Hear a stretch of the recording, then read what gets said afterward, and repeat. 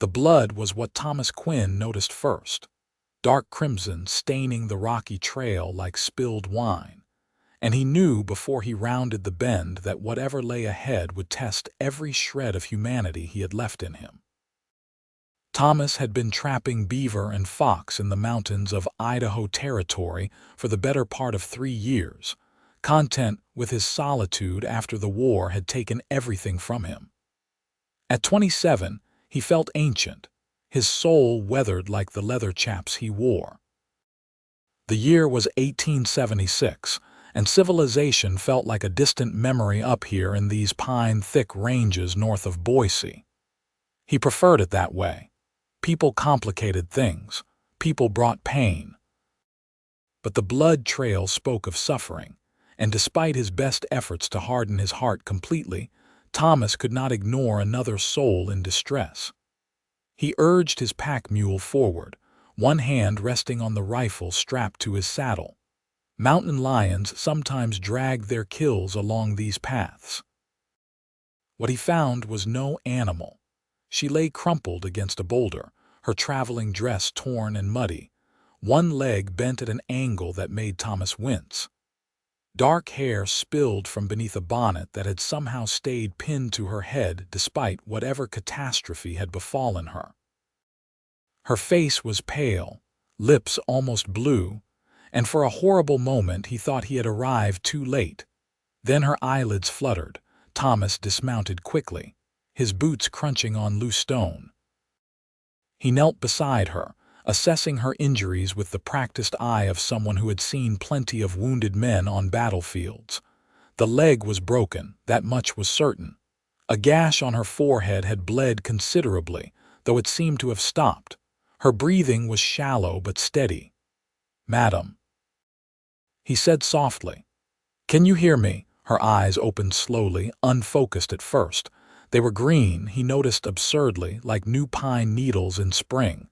Fear flickered across her face when she saw him, and she tried to move away, gasping in pain. "Easy now," Thomas said, holding up his hands. "I am not going to hurt you. You are injured." "What happened?" She stared at him for a long moment as if trying to determine whether to trust him. Finally she spoke, her voice hoarse. "Stage overturned. Wheel broke on the rocks." Thomas glanced around, seeing the evidence now that he looked for it. Deep ruts in the earth, splintered wood caught between stones, the marks of horses bolting in panic. "Where are the others? The driver?" Her eyes filled with tears. "Dead. They are both dead." "The stage went over the edge back there." She gestured weakly behind her. "I was thrown clear. I think I have been here since yesterday. A day and a night in these mountains, injured and alone. It was a miracle she had survived at all." "I need to splint that leg," Thomas said. "It is going to hurt." "Everything already hurts," she whispered. He allowed himself a small, sympathetic smile. "Fair point. What is your name?" Margaret Porter." "Thomas Quinn. I have a cabin about 2 hours from here. I am going to take you there, get you warm and fed, and tend to those injuries properly. But first, the splint." He worked quickly, using straight branches and strips torn from his own shirt to immobilize her broken leg. Margaret bit down on a leather strap he offered her, muffling her cries of pain. Sweat beaded on her forehead by the time he finished, but she had not fainted. That spoke to a certain strength of character. Getting her onto his horse proved challenging. Thomas was a tall man, lean from hard living but strong, and Margaret was slight. Even so, every movement caused her pain. He finally settled her in front of him on the saddle, her back against his chest, his arms around her to hold the reins. The mule followed behind, laden with his trapping supplies. The journey back to his cabin seemed to take forever. Margaret drifted in and out of consciousness, her head lolling against his shoulder. Thomas found himself talking to her, keeping up a steady stream of words to anchor her to wakefulness. He told her about the mountains, about the wildlife, about anything and everything except what had brought him to this solitary life. By the time his cabin came into view, tucked against the mountainside near a clear stream, dusk was falling. It was not much to look at, just rough-hewn logs chinked with mud, a stone chimney, and a small covered porch. But it was solid and weatherproof, and right now it looked like a palace. Thomas carried Margaret inside, laying her gently on his bed, the only bed in the single-room cabin. He built up the fire until the space glowed with warmth, then set water to boil. His medical supplies were limited, remnants from his army days, but he had whiskey for disinfectant and needle and thread for stitching. Margaret watched him move around the cabin with half-closed eyes. "You live here alone?" "Yes, madam." "Why?" Thomas paused, his back to her. "That is a long story. For another time, perhaps. Right now, I need to clean that wound on your head and make sure you do not have any other injuries I missed." She was silent as he worked, though he saw her jaw clench when he cleaned the gash with whiskey. It was not deep enough to require stitches, which was fortunate. Her leg concerned him more. He had set it as best he could, but it needed to stay immobile for weeks if it was to heal properly. "You were traveling to Boise?" he asked as he worked, partly to distract her. "Yes. I was supposed to meet my cousin there. She arranged a position for me as a school teacher." "Where from?" "Pennsylvania, Philadelphia." Margaret closed her eyes. "I left after my father died. There was nothing keeping me there anymore. My mother passed years ago and I have no siblings." Teaching seemed like a fresh start. Thomas understood something about fresh starts. "Your cousin will be worried when the stage does not arrive." "I suppose so. We have never actually met. She is my mother's cousin's daughter. We only corresponded through letters." A tear slid down Margaret's cheek. "The driver and the guard, they had families. I heard them talking about their children." "That is a heavy burden to carry," Thomas said quietly. "But their deaths are not your fault. Sometimes terrible things just happen." He helped her out of her torn dress, averting his eyes as much as possible while checking for other injuries. She had bruises blooming across her ribs and shoulders, but nothing seemed broken besides the leg. He dressed her in one of his own shirts, which hung on her like a tent, and covered her with every blanket he owned. When she was finally settled, he made a simple soup from dried meat and vegetables. Margaret managed a few spoonfuls before exhaustion claimed her completely. Thomas sat by the fire watching her sleep and wondered what he had gotten himself into. The next days fell into a rhythm. Thomas would rise early, tend to his animals and check his trap lines, then return to care for Margaret. She slept much of the first few days, her body working to heal. When she was awake, they talked in short bursts, neither pushing too hard into personal territory. He learned she was 24, that she loved raiding, that she had never been west of the Mississippi before this journey. She learned he had fought for the Union, that he knew wilderness survival like most men knew their own names, that he was kinder than his gruff exterior suggested. "You should eat more," Margaret said one morning, nearly a week after he had found her. She was propped up on pillows, looking stronger despite the pallor that still clung to her features. "You give me all the best portions. You need to regain your strength." "So do you. You work hard all day, then come back and wait on me. I see the dark circles under your eyes." Thomas shrugged, uncomfortable with her concern. He was not used to anyone caring whether he ate or slept. "I am managing fine." "Thomas Quinn, you are the most stubborn man I have ever met." He looked up, surprised to see her smiling. It was the first real smile he had seen from her, and it transformed her face, bringing light to those green eyes. Something shifted in his chest, a feeling he had not experienced in so long he almost did not recognize it. "I have been called worse," he said, returning her smile despite himself. As the second week began, Margaret grew restless. She could not walk, could barely shift position without help, and Thomas could see the frustration building in her. He tried to keep her occupied, bringing her books from his small collection, telling her stories about the mountains. One evening, he returned from checking his traps to find her crying quietly, her face turned to the wall. "What is wrong?" He crossed to her side immediately. "Are you in pain? Did something happen?" "I am fine," she said, but her voice broke on the words. "I am sorry, I am being foolish." Thomas sat on the edge of the bed, careful not to jostle her leg. "Talk to me." "I just feel so useless," Margaret whispered. "You have turned your whole life upside down to care for me, and I cannot even get myself a cup of water.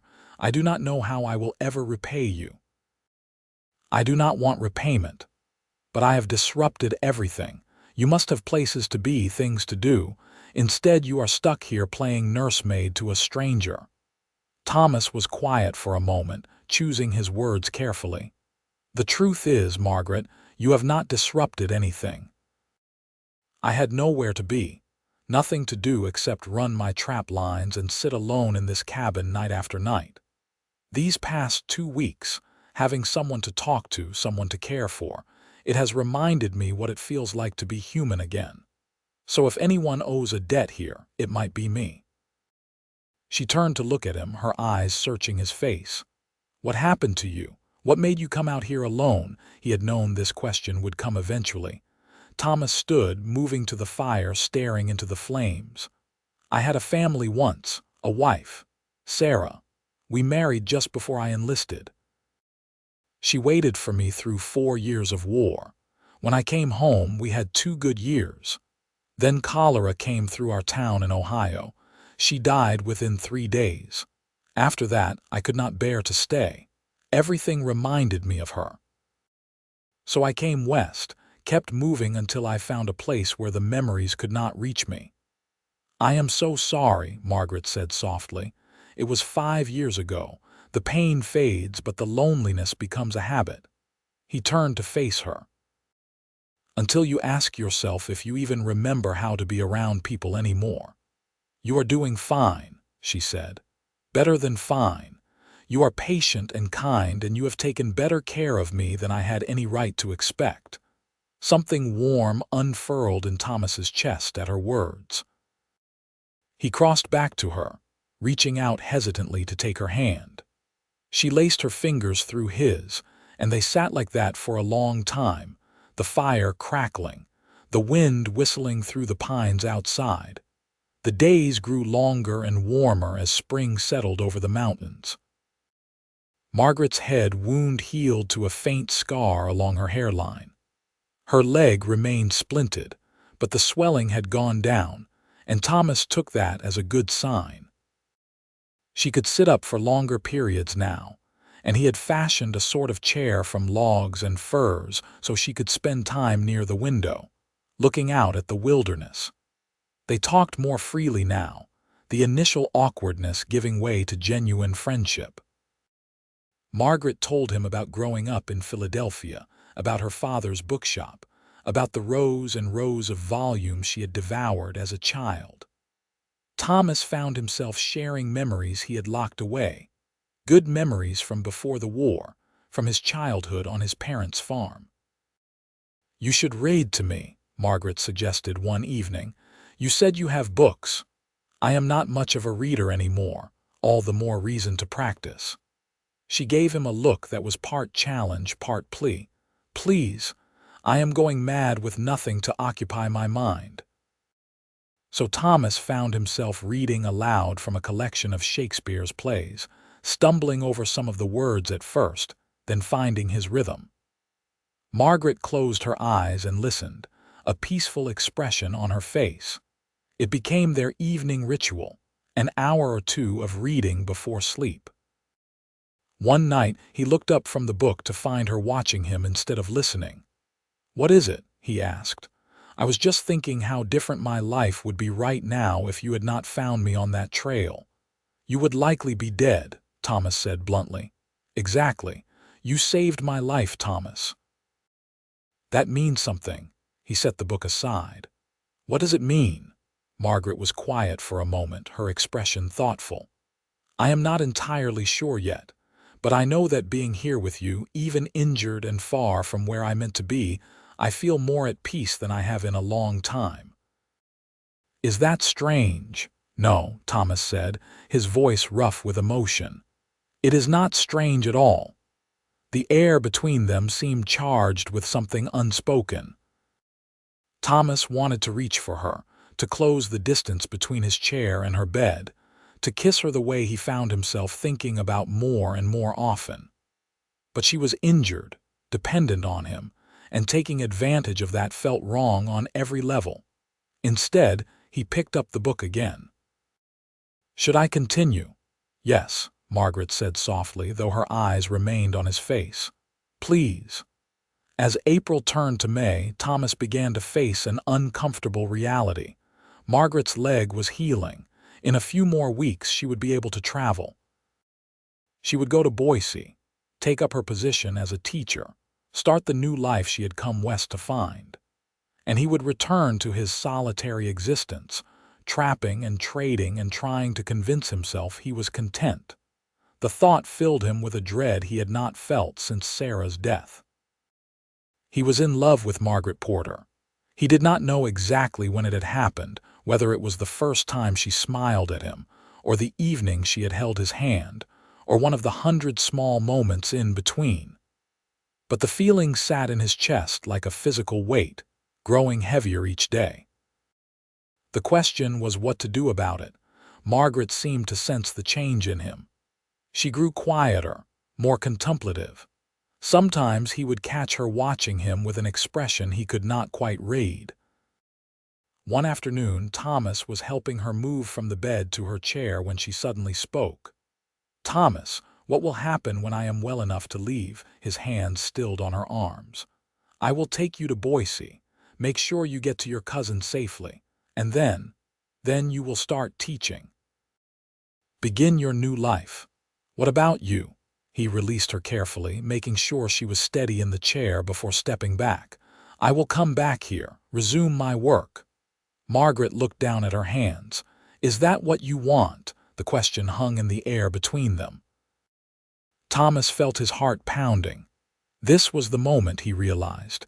He could speak the truth that burned in his throat, or he could stay safe behind the walls he had built.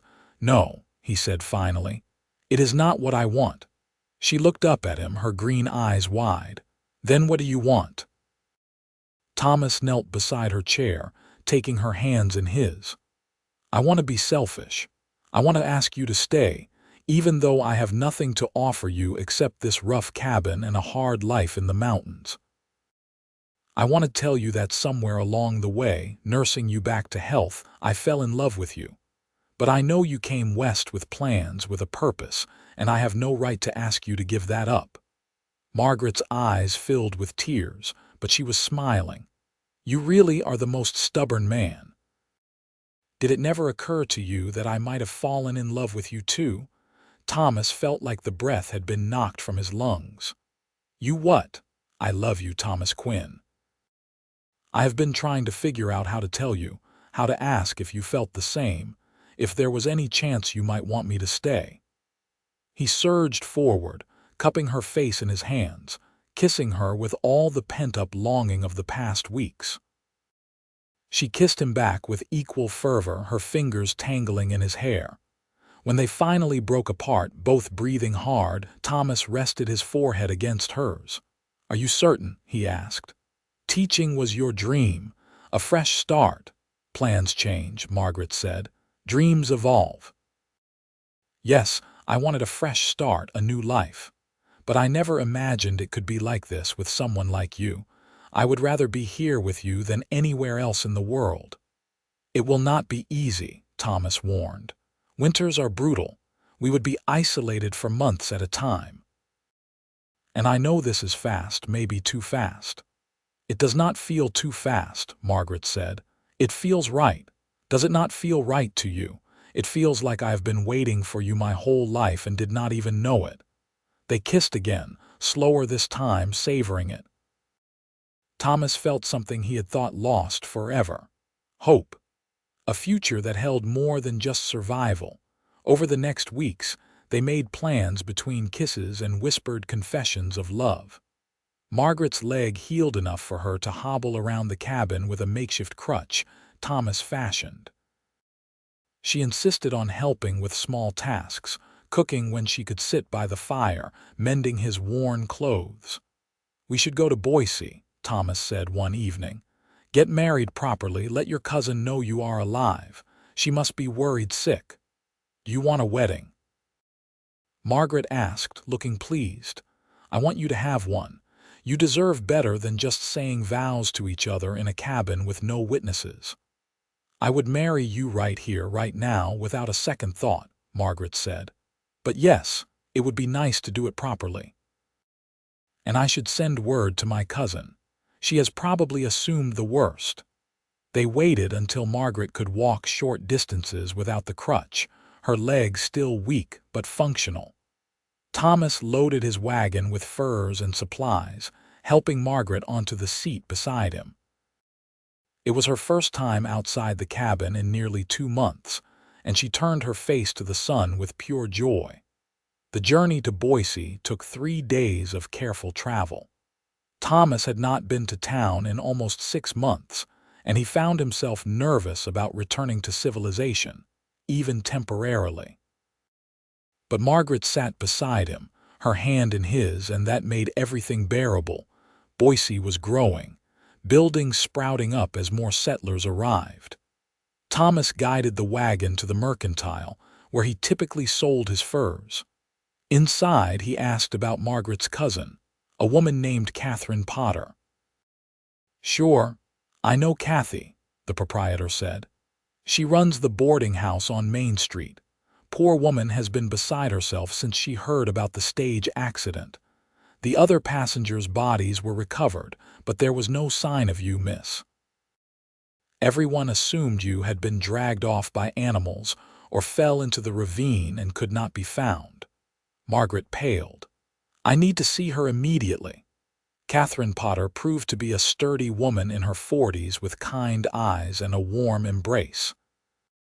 She wept when she saw Margaret, pulling her into the boarding house and demanding to know everything that had happened. Thomas stood awkwardly in the doorway until Catherine turned her sharp gaze on him.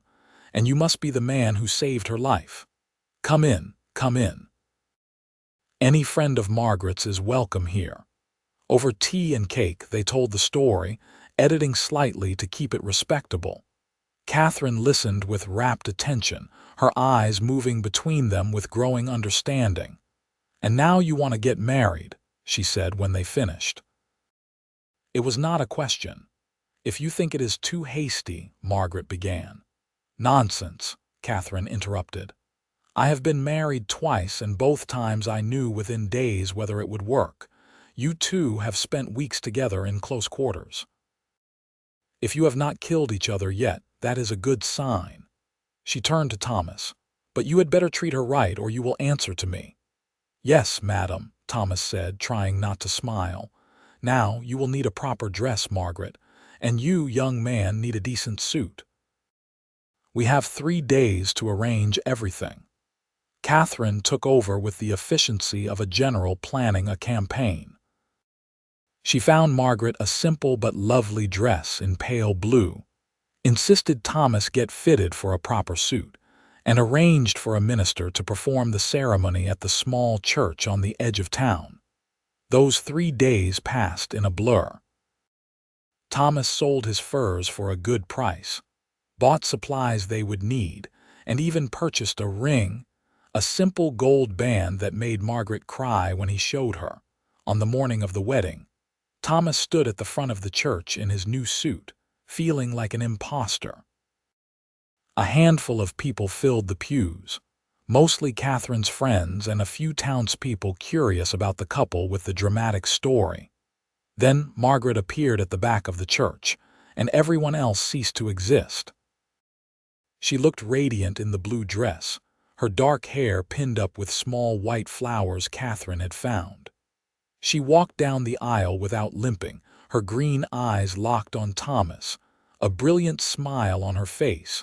When she reached him, Thomas took her hands and the minister began the ceremony. The words washed over him, familiar and strange all at once. He had done this before, a lifetime ago, with someone else. But this felt different. This felt like a beginning, not just for Margaret, but for both of them. "I do," he said when prompted, his voice steady and sure. "I do," Margaret echoed, squeezing his hands. When the minister pronounced them husband and wife, Thomas kissed her with a tenderness that made Catherine sniffle audibly. They walked out of the church together into the bright May sunshine, and Thomas felt lighter than he had in years. Catherine hosted a small reception at the boarding house, insisting they stay the night there as her guests. It was strange, sleeping in a real bed with Margaret as his wife, the sounds of the town filtering through the window. Margaret curled against him, her head on his chest. "Are you happy?" she whispered. "More than I have any right to be," Thomas admitted. "Are you? Any regrets about giving up teaching?" Catherine mentioned that the school in Boise needs teachers. "I could potentially take a position in the fall if you do not mind making the trip to town regularly." Thomas considered this. "We would need to find a place closer to Boise for the winter months. The cabin is too remote for regular travel. But yes, if teaching is something you want, we will make it work." "You would do that for me, Margaret. I would do anything for you. Surely you know that by now." She kissed him, slow and sweet. "I know, and I love you for it. But I also love the idea of spending summer and fall in the mountains with you, learning your world. We can figure out the rest as we go." They left Boise 2 days later, the wagon loaded with wedding gifts from Catherine and supplies for their new life together. The return journey felt different, full of hope and possibility. Margaret sat close to Thomas, pointing out wildlife and asking endless questions about the plants and trees they passed. When the cabin came into view, Thomas felt a strange surge of emotion. It no longer looked like a refuge from the world, a place to hide from pain. Now it looked like home. He helped Margaret down from the wagon, and she stood for a moment, taking it all in with fresh eyes. "I want to make some changes," she announced. "Nothing major, but perhaps some curtains, a better table, maybe a garden." "Whatever you want," Thomas said, meaning it. They settled into married life with surprising ease. Thomas taught Margaret about trapping and wilderness survival, while she brought order to the cabin, making it more comfortable and welcoming. She started a garden, coaxing vegetables from the rocky soil. On warm evenings, they would sit on the porch, watching the stars emerge, talking about everything and nothing. In July, they made another trip to Boise so Margaret could speak with the school board about a teaching position. They offered her a job starting in September, 3 days a week. Thomas found a small house on the outskirts of town that they could rent for the winter months, close enough to the school but with enough land for a proper garden and livestock. "Are you sure about this?" Margaret asked as they walked through the empty house. "It is a lot of moving back and forth." "I am sure about you," Thomas said simply. "The rest is just logistics." They spent August preparing both properties for the changing seasons. Thomas taught Margaret to shoot, to fish, to read the signs of changing weather. She proved an apt student, quick and unafraid to try new things. He loved watching her confidence grow, the way she moved through the wilderness with increasing comfort. One evening, as they lay in bed at the cabin, Margaret turned to him with a serious expression. "Thomas, I want to talk about something." His stomach clenched with sudden worry. "What is wrong?" "Nothing is wrong. I have just been thinking about the future, about children." Thomas relaxed slightly. "What about them? Do you want them? I know you lost so much before, and I do not want to pressure you, but I would like to have a family someday." He pulled her closer, pressing a kiss to her forehead. "I would love to have children with you. I will not lie and say I am not scared. The thought of losing someone I love again terrifies me, but I also refuse to let fear stop me from living. So yes, if we are blessed with children, I will welcome them with joy." Margaret's smile was radiant. Good, because I think we might already be expecting one. Thomas sat up so fast he nearly knocked her off the bed. What? Are you certain, fairly certain? I have missed my monthly courses twice now, and I have been feeling ill in the mornings. She laughed at his stunned expression. Say something. I am going to be a father, Thomas said wonderingly. Then, louder with growing excitement, I am going to be a father. He kissed her thoroughly, his hand splaying across her still flat stomach. When? Early spring, I think, March or April. We should get you to a doctor, make sure everything is all right. I am fine, Margaret assured him. But yes, we can see the doctor when we go to Boise next week. The doctor confirmed Margaret's suspicions and pronounced her healthy and strong. Catherine was overjoyed at the news, immediately beginning to knit baby clothes. Thomas found himself grinning at odd moments, overwhelmed by the reality of it all.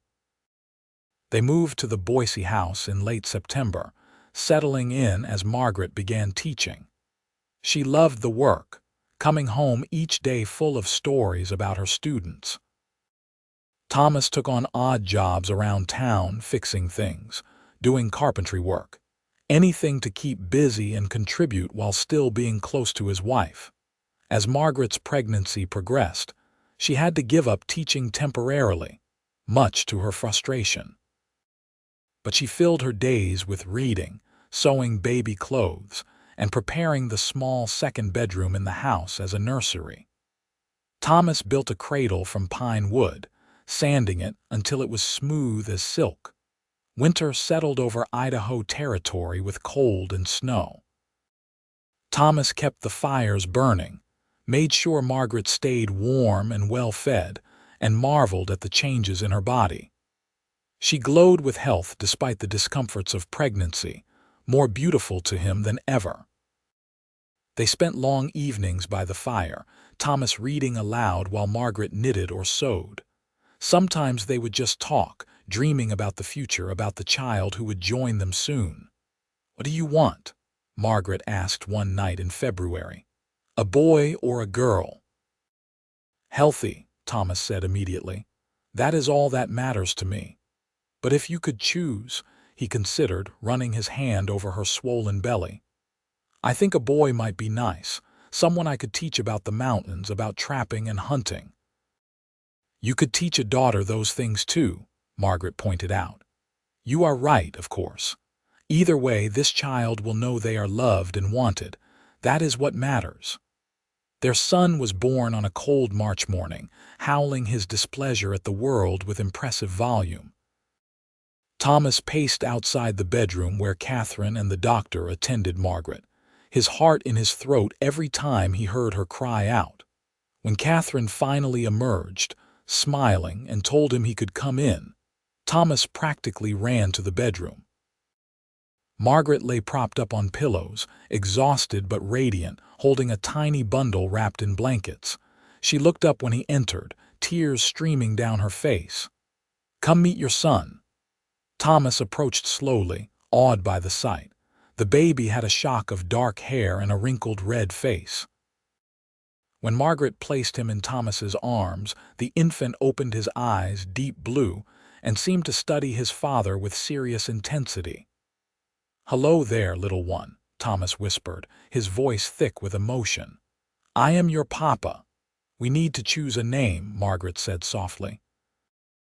They had discussed names but never settled on anything definite. Now, looking at his son, Thomas knew exactly what felt right. "What about Theodore? It means gift of God, and he certainly feels like a gift to me. We could call him Theo." "Theodore Quinn," Margaret tested the name. "I love it." Theo it is. Those first weeks with a newborn were exhausting and wonderful in equal measure. Theo proved to have a strong will and healthy lungs, keeping them up at all hours. But Thomas found he did not mind, even when he was walking the floor at 3 in the morning, bouncing a fussy baby. This was what he had thought lost to him forever, the simple joy of family. Margaret proved a natural mother, patient and loving even when worn thin by lack of sleep. They worked as a team, supporting each other through the challenges of new parenthood. As spring arrived and Theo grew stronger, they began to discuss their plans. "I want to go back to the cabin for the summer," Margaret said one evening. "I want Theo to know that part of our lives too. Are you sure? It will be harder with a baby, I am sure. Besides, you are getting restless cooped up in town. I can see it."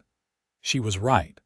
As much as Thomas enjoyed being close to civilization for Margaret's sake, his soul yearned for the mountains, for the quiet and space. "We will go slow, make sure you are both comfortable." They made the journey to the cabin in early May, taking several days and camping along the way. Theo seemed fascinated by the outdoors, his eyes following birds and leaves with rapt attention. Margaret navigated motherhood and wilderness with equal grace, and Thomas fell in love with her all over again. The summer passed in a blur of simple joys. Thomas taught Theo to recognize bird calls, even though the baby was far too young to understand. Margaret tended her garden with Theo strapped to her back, singing to him as she worked. In the evenings, they sat on the porch as a family, watching the sun set over the mountains. "This is perfect," Margaret said one night, Theo sleeping peacefully in her arms.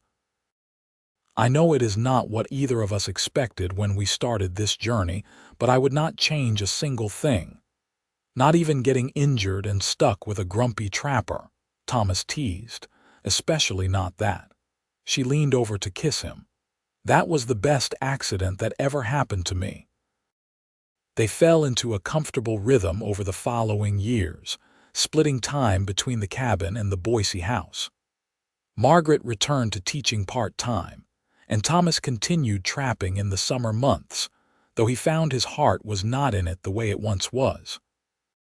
He was changing, softening, letting go of the hardened shell he had built around himself. When Theo was 2, Margaret became pregnant again. Their daughter, Emily, was born in December, a peaceful baby with her mother's green eyes. Theo was fascinated by his little sister, always wanting to help care for her. 2 children, a wife who loved him, a life split between wilderness and community. Sometimes Thomas would look at what he had built and feel overwhelmed with gratitude. He thought of the bitter, lonely man he had been when he found Margaret on that trail, and he barely recognized himself. One evening, when Theo was 5 and Emily 3, the family sat around the fire in the cabin. It was summer, and they had spent the day exploring the creek, catching minnows and skipping stones. The children were tired and content, playing quietly with wooden toys Thomas had carved. "You ever regret it?" Thomas asked Margaret quietly. "Giving up your original plans, the life you thought you would have?" Margaret looked at him in surprise. "Not for a single moment. Why do you ask?" "I just want to make sure you are happy, truly happy." She set down her sewing and moved to sit beside him, taking his hand. "Thomas Quinn, I am happier than I ever dreamed possible. I have a husband who loves me, 2 beautiful children, and a life that is rich and full. This is so much better than any plan I made sitting in Philadelphia, dreaming about the West. Because those plans did not include you, and you are the best part of everything." Thomas kissed her softly, aware of 2 sets of small eyes watching with interest. "I love you, Margaret Quinn. I love you too, now and always." Years continued to pass, bringing both challenges and joys. Theo grew into a thoughtful boy who loved the mountains as much as his father, while Emily showed her mother's passion for learning and books. They added a 3rd child, another son named William, when Theo was 7. Thomas watched his children grow with a mixture of pride and wonder. He taught them to hunt and fish, to respect the wilderness and understand its rhythms. Margaret taught them to read and write, to question and think. Together, they raised children who were as comfortable in the wild as they were in town, who could track a deer and recite poetry with equal skill. The world around them changed too. Idaho became a state in 1890, bringing more settlers and progress. Boise grew into a proper city. Thomas found himself taking on more carpentry work, building houses for the influx of new residents. His trapping days were mostly behind him, though he still ran a few lines each summer, more for tradition than necessity. Margaret continued teaching until Emily started school, then focused on raising their children and helping Thomas with his growing carpentry business. She also began writing articles about frontier life for Eastern newspapers, finding an outlet for her education and creativity. On their 15th wedding anniversary, Thomas took Margaret back to the place where he had found her. The trail looked different now, more worn with clear markers for travelers, but the boulder where she had lain injured was still there. "I was thinking about that day," Thomas said, standing on the spot where his life had changed forever. "How close you came to dying. How close I came to riding right past without investigating." "But you did not," Margaret said, slipping her hand into his.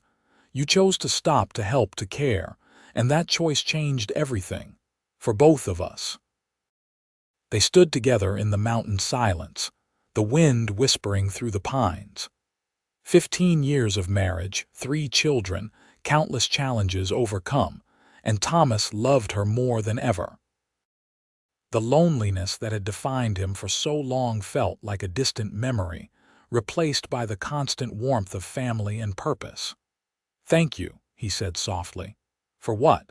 "For loving me. For choosing this life. For Theo and Emily and William. For making me believe in second chances." Margaret smiled up at him, the same smile that had first caught his heart all those years ago. "You saved my life that day on the trail, but you know what?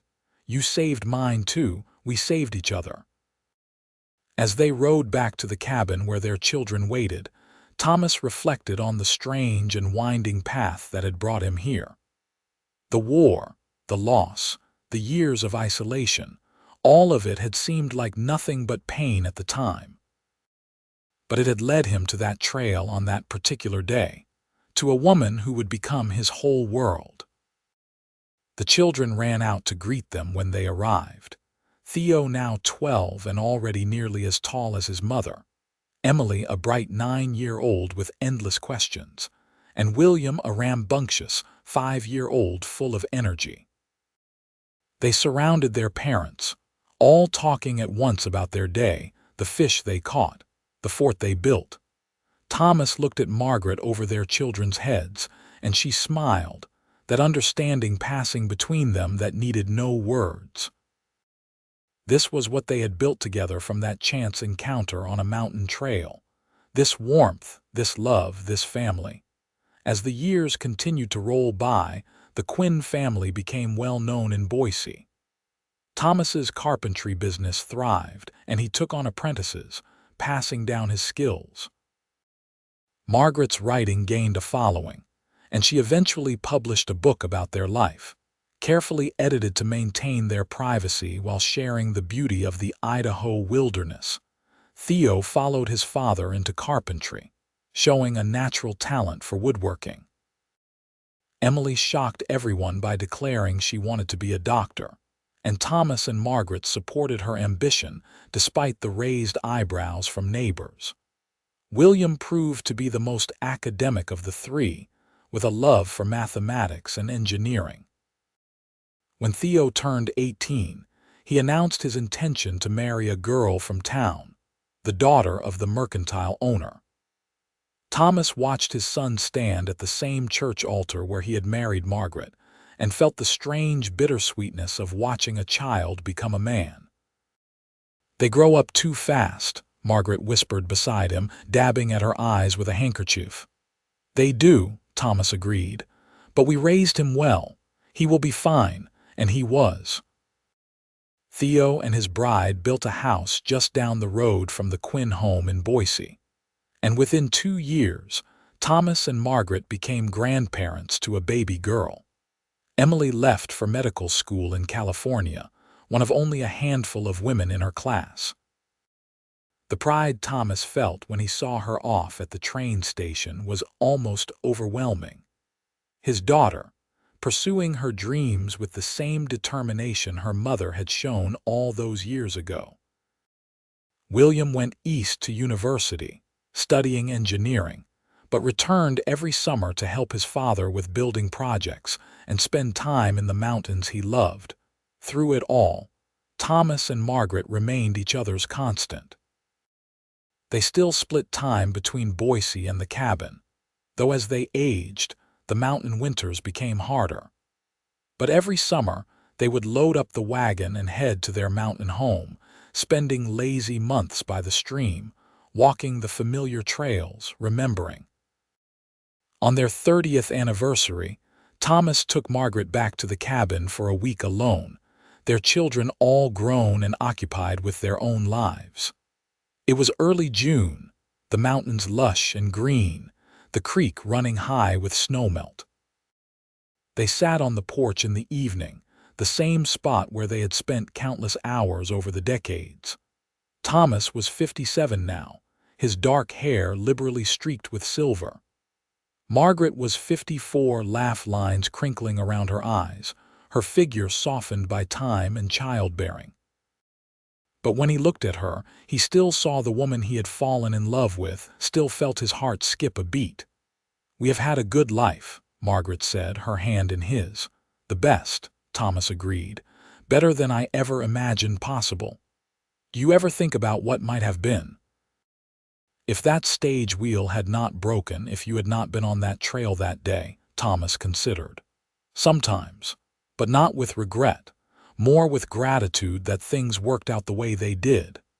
Every choice, every accident, every moment led us here, and here is exactly where I want to be."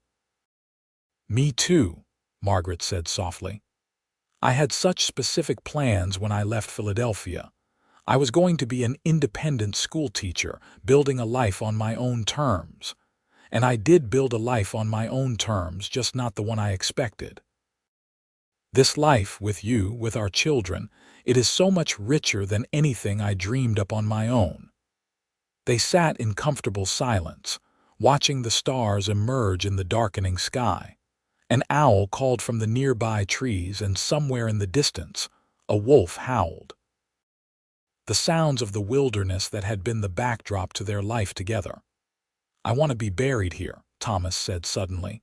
"When my time comes, not in the town cemetery, here in these mountains." Margaret looked at him seriously. "We both will be. I have already told the children. This place is part of us. It is only fitting it should be our final resting place." They remained at the cabin for 2 weeks, falling back into the rhythm of their younger days. Thomas checked the old trap lines, more for nostalgia than anything else. Margaret tended her garden, coaxing vegetables from soil she had worked for decades. In the evenings they read together, talked, made love with the easy comfort of long familiarity. When they finally returned to Boise, they found their house full of family. Theo and his wife had brought the grandchildren. Emily was home from California for a visit, and William had arrived from Denver, where he now worked for a railroad company. The noise and chaos were wonderful, filling every corner with life and laughter. Thomas stood in the doorway, watching his children and grandchildren interact, and felt a profound sense of completion.